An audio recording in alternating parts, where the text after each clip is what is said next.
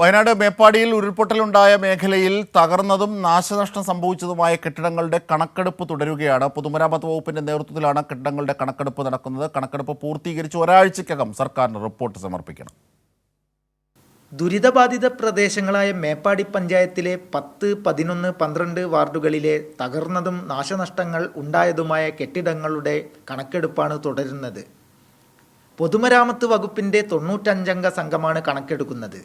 തിങ്കളാഴ്ചയോടെ പൂർത്തീകരിച്ച് എത്രയും പെട്ടെന്ന് സർക്കാരിന് റിപ്പോർട്ട് സമർപ്പിക്കാനാണ് ശ്രമിക്കുന്നതെന്ന് PWD assistant executive engineer Abdul Rafeeq പറഞ്ഞു.